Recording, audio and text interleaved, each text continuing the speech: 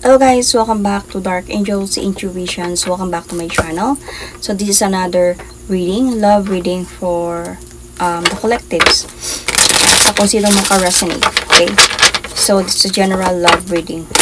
This is not a personal reading. Okay, so let's see.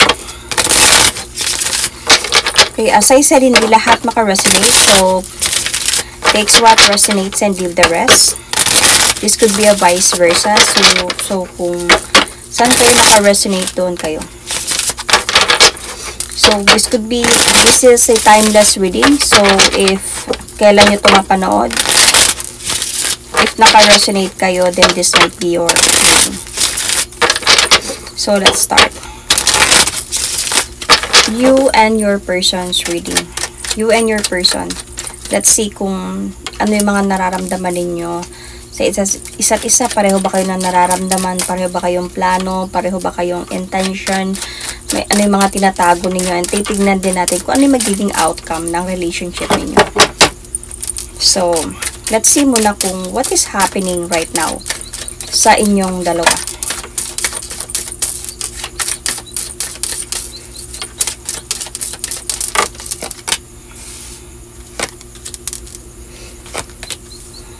Okay. May nakita ako ditong clarity. And I think, for me, this is you. You are observing the situation. And may mga naririnig ka na siguro nag-gather ka na ng information about this. Nag-gather ka na ng truth about the situation. Sobrang nagbibigay ka dito ng effort para malaman yung katotohanan.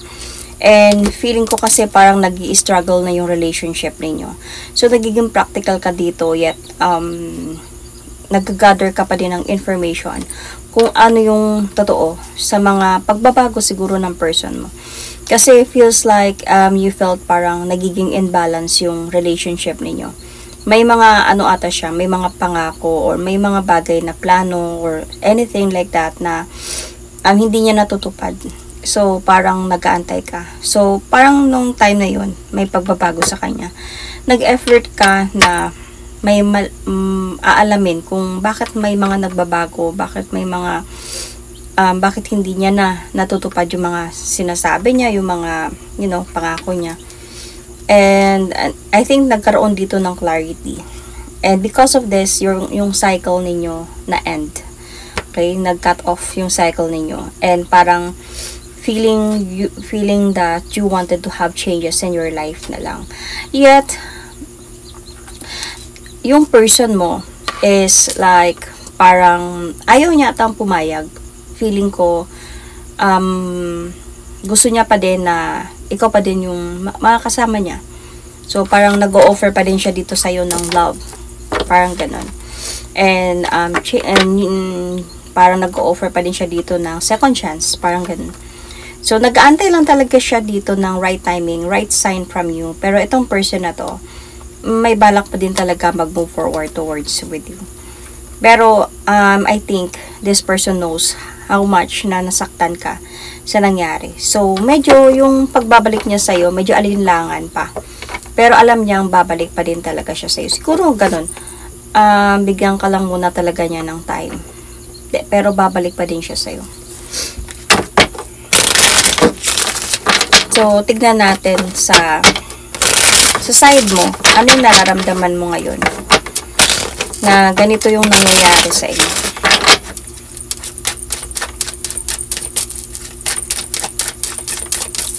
Ano yung nararamdaman mo ngayong ganito yung nangyayari sa inyo?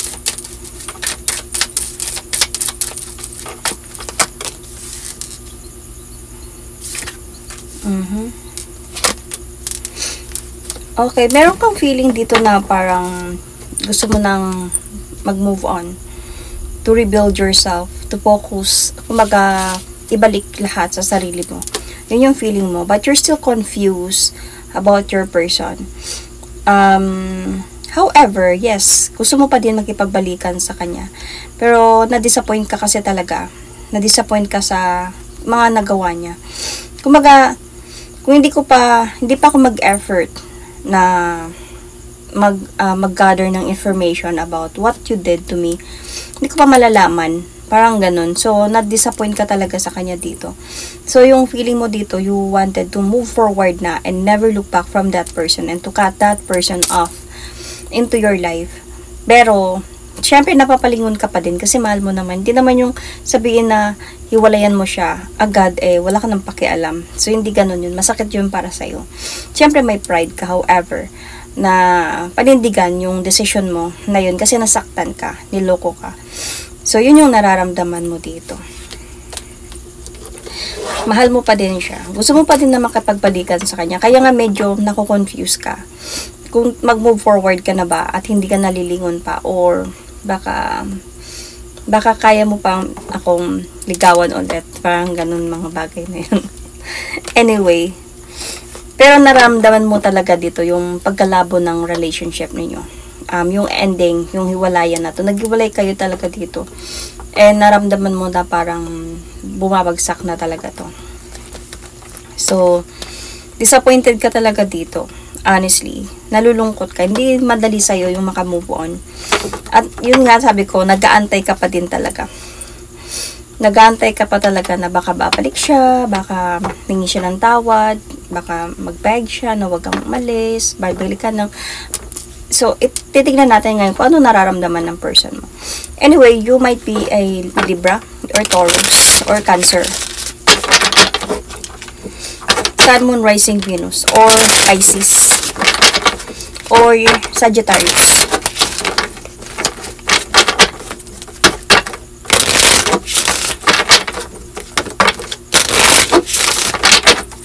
So, ano yung feelings ng person mo towards you?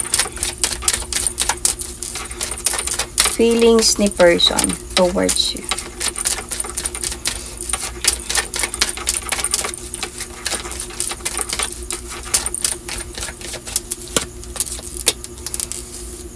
Okay.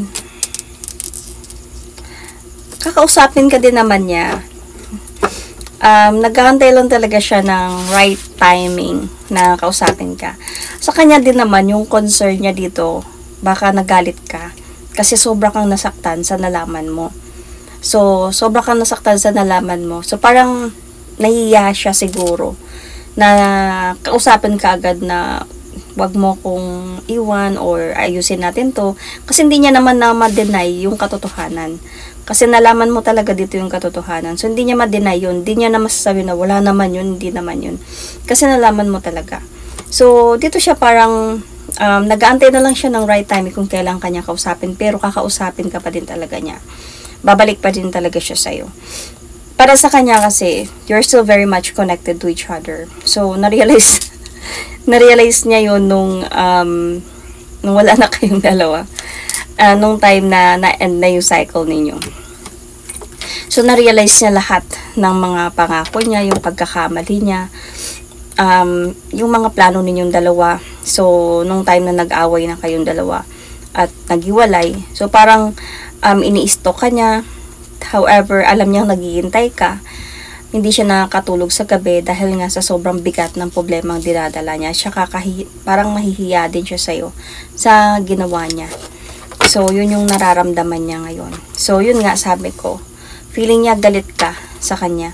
Naiipit siya sa sitwasyon kung paano siya lalapit sa'yo para kausapin ka at balikan ka dahil alam niyang sobra kang nasaktan sa nangyari. So, medyo doon siya. Parang, paano ko ba papatunayan yung sarili ko na mahal ko siya? Na gano'n na may nalaman niya yung totoo na niloko ko siya. So, tignan natin. Ano yung plano mo ngayon sa mga nangyayari sa inyo? So, your person might be Pisces or Aries, Sagittarius, Leo, Sun, Moon, Rising, Venus.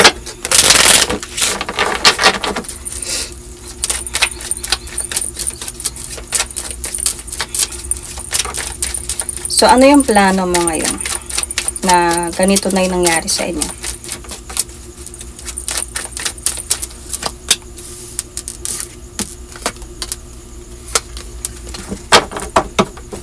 Okay. Plano mo dito na mag-move on na. However, nakikita ko dito, iniisip mo pa din yung yung pangako ng person mo. Kumbaga, ang nararamdaman ko sa'yo dito, nagpapakatatag ka lang sa mga nangyayari sa inyo ngayon. Hindi na kayo nag-uusap. Plano mo talaga din na parang ayaw mo, ikaw yung maunang kausapin siya. Ayaw mo nang ganun. Syempre, may pride. Feeling ko may Leo din sa chart mo dito. Andun sa point na gusto mo na magpaka-lalaki siya or magkapababae siya. Pwede ba yun? Magpaka-matured siya sa desisyon niya.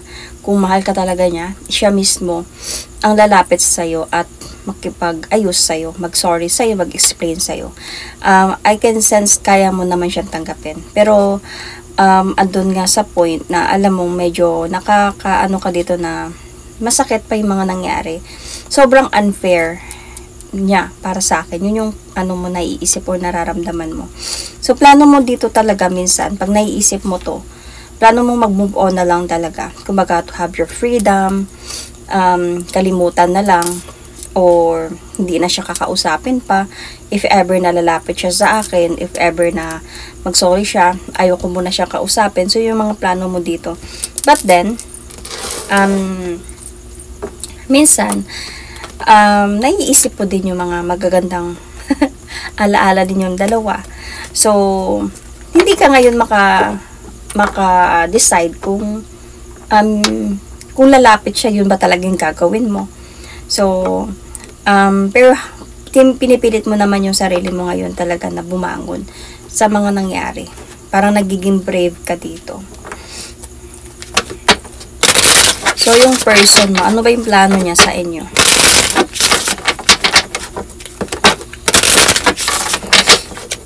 Feeling ko din dito, parang plano mo din siyang obserbahan.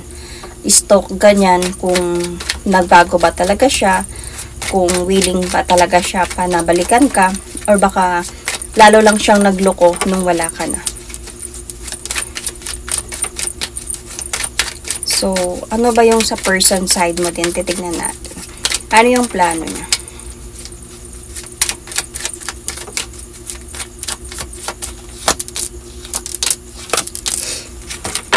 Plano niya talaga na mag-offer sa'yo ng second chance. Hindi lang pa to talaga sa ngayon. Kasi, yun nga yung concern niya, nasaktan ka niya, nahiya na siya sa'yo. So, isa pa dito, I can see here na nag-i-struggle pa din talaga siya ngayon into paano niya i-prove yung sarili niya sa'yo. Since, dami mo nang alam sa mga nagagawa niya or ginagawa niya. So, nasa point siya nang hindi pa siya totally nakakapag-decide kung anong decision ang gagawin dito. May mga options na siya. May mga options na siya when it comes into decision. Anong gagawin ko. Pero wala pa siyang total, like, fully plan na kung kailan siya babalik sa'yo. Pero babalik siya sa'yo talaga. Gusto niya talaga. Namimiss ka na nga niya eh. Namimiss ka na niya. And alam niya talaga na naging unfair siya sa'yo. And gusto niya na this time, kung magkikipag-usap siya sa'yo, maging honest and sincere na siya. Gusto niya ng peace with you. Peace be with you.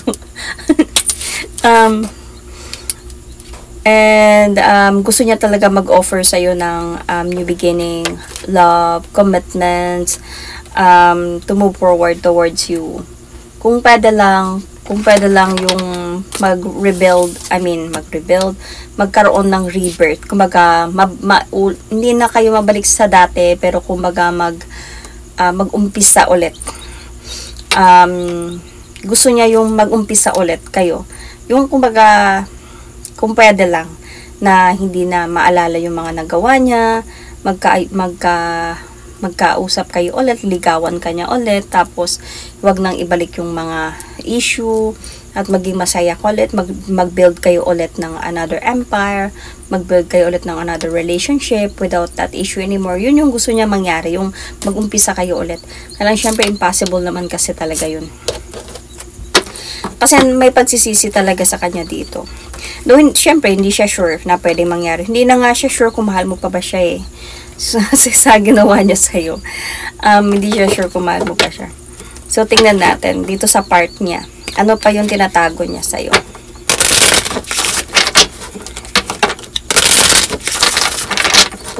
Ano yung mga bagay na tinatago niya sa'yo?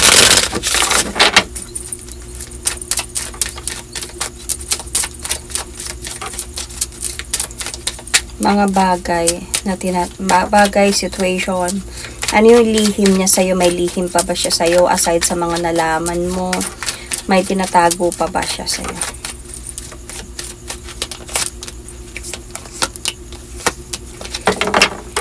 Okay. Nasaktan din siya sa nangyari sa inyong breakup. So, masakit din sa kanya yon.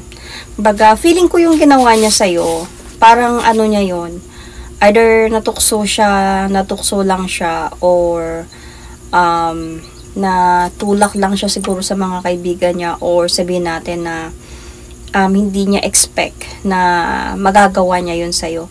Kasi mahal ka niya, kaya lang syempre yung tukso nowadays hindi mo mapigilan, 'di ba? Sometimes sabi ko nga, rare na lang talaga ngayon yung mga lalaki na pwede, wag, may jowa ako. Parang rare na lang yun.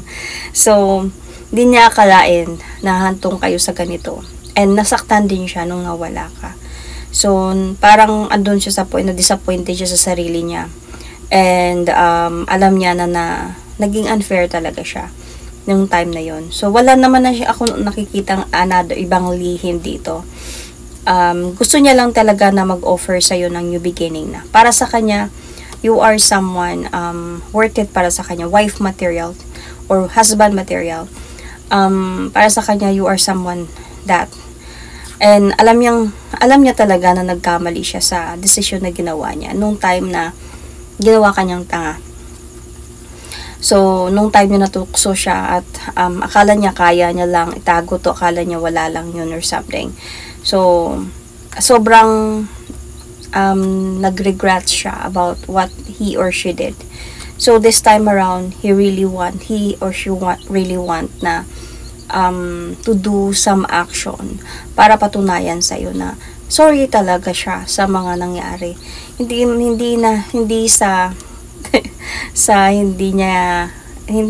sa patunayan niya sa'yo na wala siyang ginagawa.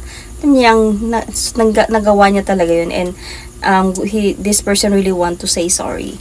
Kung paano man yun yung hindi niya alam kung paano yun, kasi feeling niya kasi galit ka talaga sa kanya. And I can see also here na dami niya natagal na din ata kayo dalawa nito, and meron din siyang feeling na parang malis ka na sa buhay niya. So, but this person really want to have changes with you. So, wala naman ako nakikitang other lihim doon, kundi yun. Siguro kung feeling mo parang hindi lang siya nasaktan, wala siyang pakialam, at hindi ka na niya babalikan, it's hindi ganun yun. Nahihiya lang talaga siya sa'yo na lumapit at magsabi ng sorry at ayusin natin to dahil sa mga nagawa niya sa'yo. Guilty siya, kumbaga. So, ikaw, ano ba yung lihim mo sa person mo? Tingnan natin.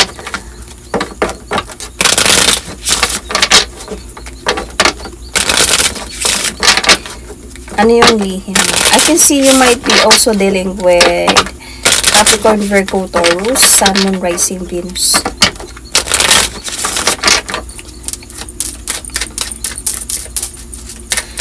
Aquarius is also here. Okay? So, ano yung lihim mo sa person mo?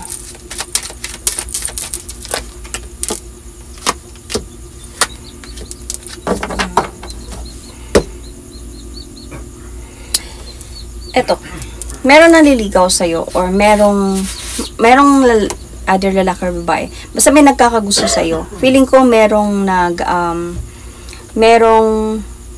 nag-offer sa'yo, could be nagpaparamdam, something ganyan. Pero hindi mo to tinatanggap. Siyempre, hindi niya alam yun. Yun yung lihim mo sa kanya. Kasi gusto mo pa din na magkabalikan kayong dalawa. So, focus ka pa rin talaga dito sa pagbabalik ng person mo.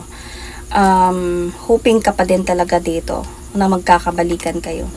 Kahit ganun na yung, kahit naghihintay ka, willing ka naman maghintay sa totoo lang. Kahit napapagod ka na or willing ka pa din lumaban, ipaglaban itong relationship na to. So, parang nagiging brave ka lang talaga na ipakita sa kanya. Syempre, kahit sino ba naman na kaya ko, pero sa totoo lang, nasasaktan ka pa rin talaga. Or, namimiss mo siya, or gusto mo pa din na magkabalikan kayong dalawa. So, hindi mo lang pinapakita sa kanya yun. Kung siguro kung nakikita niya, kaya nga napapansin niya, baka galit ka, kasi ganyan na hindi mo na siya kinakausap, or something.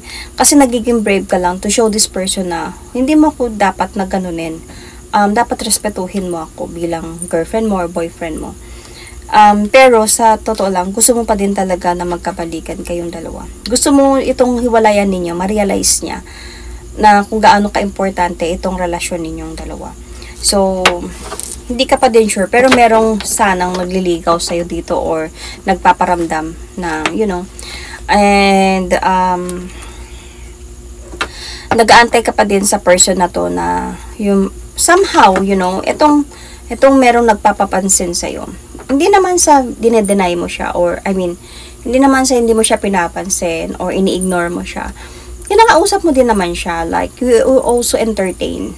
Siyempre, single ka this time.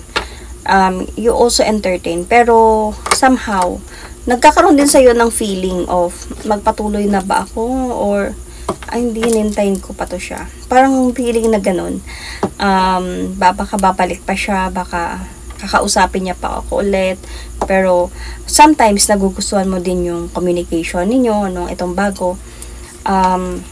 Kaya medyo, minsan, naiipit ka din sa desisyon mo. Pero, gusto mo pa din talaga ng changes with this person. Gusto mo pa din. Gusto mo pa din na babalik pa din siya sa'yo na, kumbaga, magte-take the leap of faith pa din siya na bumalik sa'yo. Pero, don't worry. Syempre, hindi mo alam kung ano yung mga plano niya.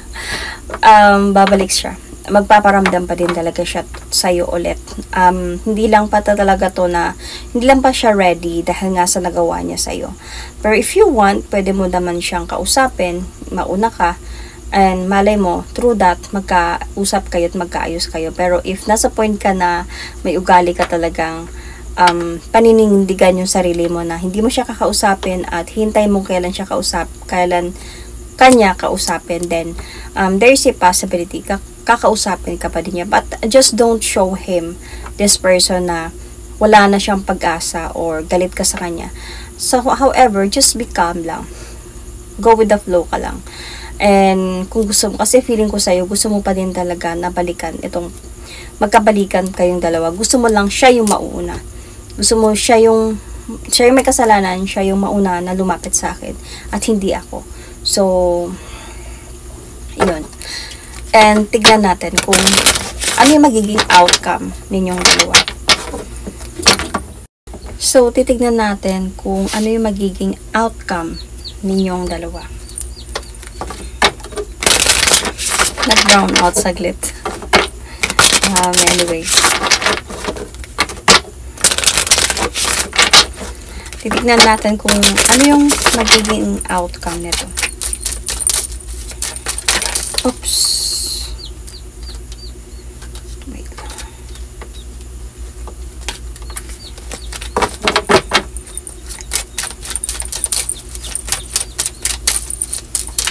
Ano yung pwedeng magiging outcome ninyo ng person mo?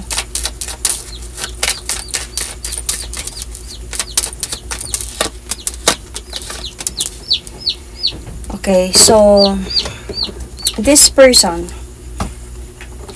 there is a possibility na babalik talaga siya sa'yo. And I can see here na sa pagbabalik niya, there is a possibility na parang hindi ka sure kung tatanggapin mo ba siya. Syempre, sabi ko nga, 'di ba? Meron ka din, however, pride dito na hindi agad sa pagbalik niya, uy, miss kita, tatanggapin kita ulit, hindi ganun kadali yun. So, may mga sa unang pagbabalik niya siguro na hindi mo pa talaga siya tatanggapin. And, syempre, madidisappoint yun siya na hindi hindi niya na pala talaga ako mahal. Parang, yun yung maiisip niya. And, isa pa din dito, on your part, siguro, kung babalik itong person na to, noong time na kasi na, nag-uumpisa ka na din na mag-healed. So, nag-uumpisa ka na mag-move on, or nag-move on ka naman na ngayon, pero kumbaga naghihilom ka na, dahan-dahan. Siguro, andito sa point na, meron nang dumadating sa'yo, ito, hindi mo lang siya tinatanggap pa, or hindi pa talaga totally official kayo kasi nga hinihintay mo pa siyang bumalik. So nung mga time, hindi naman to sabihin na isang linggo lang mangyayari, dalawa or mga months pa to, babalik siya, at ready na siya nakausapin ka, mag-offer sa'yo ng love, ready na siyang ayusin ng lahat, mag-offer sa'yo ng victory this time. Yeah, ikaw talaga mahal ko, ready na ako dito. Nasa point ka na of healing na. So, parang hindi mo alam ngayon kung tatanggapin mo siya. Feeling ko, hindi mo tatanggapin yung offer niya. And, meron ka ng feeling na willing ka na mag-move forward na. Or, to let go of this na talaga, itong relationship na to. And, andun sa point na, itong person na to, I can sense na, nung time na bumalik siya, parang nasa point na kaya mo naman na siya patawarin sa mga nagawa niyang kalokohan. Isa pa siguro masasabi mo din dito is baka gagawin mo lang din sa akin yung ginawa mo before. And dumating sa point na siguro i-explain din sa'yo nitong person na to na tumahimik muna ako, nag-isip, dahil sa siguro na-guilty din siya or alam niyang sobrang nagawa niya sa'yo, sa sakit na nagawa niya sa'yo. Hindi ko alam kung paano kita i-approach. Siguro mga ganong explanation yun. And I can see here, on your part, parang hindi ka na sure na tatanggapin siya ulit. But let's see. Nag-stop yung video.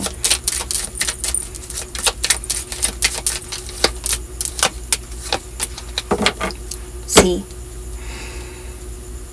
And but then feeling ko itong person na to,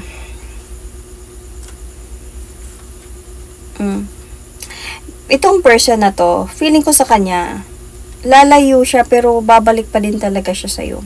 Kumbaga sa unang beses na lumapit siya sa'yo ulit at balikan ka niya, at hindi mo siya tinanggap, feeling ko hayaan niya na okay, kung gano'n yung decision mo, respetuhin kita, pero babalik pa din talaga siya.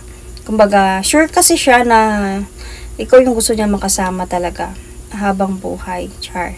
So, parang niya, really, gusto niya ng changes talaga with you. So, willing siyang hintayin ka kung kailan ka ready na tanggapin siya ulit. So, while hinihintay ka niya, inaayos niya din siguro yung buhay niya dito. Dahil willing talaga siya na mag-take the leap of faith towards a new beginning with you. Even awayin mo pa siya, willing pa din siya mag-offer sa'yo ng new beginning. Kasi mamimiss ka niya lagi. So, parang sobrang sa mga nagawa niya, nagsisi siya na nagawa niya to sa'yo. And ngayon, napatunayan niya sa sarili niya na ikaw talaga yung mahal niya. And sa totoo lang, hindi ko nakita dito yung pagbabalikan ninyong dalawa. Ang nakikita ko lang dito, yung person mo na parang willing siya na balikan ka. Hindi ko nakita sa part mo na babalikan mo siya or tatanggapin mo siya or magkakaroon kayo ng new beginning dalawa. See? Wala ko nakikita na new beginning. Ace of Cups in reverse. Parang wala ko nakikita new beginning dito. Even if magta-try pa siya dito ng best niya na bumalik sa'yo. Parang feeling ko kasi sa part po, napagod ka na mag-antay sa kanya. Tapos meron pang umaaligid sa'yo dito. Napagod ka nang mag-antay. So nakapag-decide ka na talaga dito na it's better na hindi na lang. Baka hindi talaga tayo para sa isa't isa. Mag-move on na lang tayo sa isa't isa. So hindi, sabi ko nga, hindi to sabi na ganun kadali mangyari. Like, example, naghiwalay kayo ngayon, sabihin natin mga 3 months ago na to, sabihin na natin, tapos, Hindi naman to sabihin na after 1 week ito yung nangyayari, after 1 week ito nangyayari. So, mga ilang buwan pa to, siguro maraming buwan pa bago siya bumalik sa'yo. So, ikaw naman dahan-dahan ka nang nag-heal, dahan-dahan ka na nagiging okay na wala siya. At dahan-dahan ka nang tinatanggap sa sarili mo na baka hindi ka talaga niya mahal. Kasi wala naman siyang ginagawa na effort para bumalik sa'yo, yet hindi mo alam na siya pala, nahiya siya sa'yo na balikan ka. Pagkakamali niya lang na hindi niya pinaglaban yung nararamdaman niya para sa'yo. Na agad-agad. Kumbaga, nag-take pa siya ng time, space, and bago siya bumalik sa'yo. So, siguro nagpaka-busy muna siya sa trabaho niya, and whatever, ano man yung ginagawa niya, ano man meron sa kanya. Or baka, wala naman ako nakikita na kung may third party dito sa inyo. Wala ako nakita dito sa person mo na nag-focus siya sa third party. Wala din ako nakita nag-focus siya sa marriage. Ang nakikita ko lang dito is hindi lang siya sure na balikan ka. Ay, sure naman siya na balikan ka. Siguro guiltiness at saka nahihiya siya sa'yo sa ginawa niya sa'yo. Siguro sa mga ano mo din sa kanya, sa mga tapon mo din sa kanya ng salita, sa away ninyo, at sa mga parinig sa social media. So, nahiya siya, kaya hindi na siya bumabalik. Pero, gusto niya pa naman sana talaga yun. So, nung time na bumalik na siya, ready na siya, na siguro nakikita niya sa'yo na okay ka na, dun, ikaw naman, is okay ka na din na wala siya. So, yun. Anyway, I can see signs, as I said earlier. The same sign na nabanggit ko kanina. Yeah, the same sign. I can see Taurus, yes. I mentioned Taurus earlier. So, that is my reading for you. Thank you and God bless.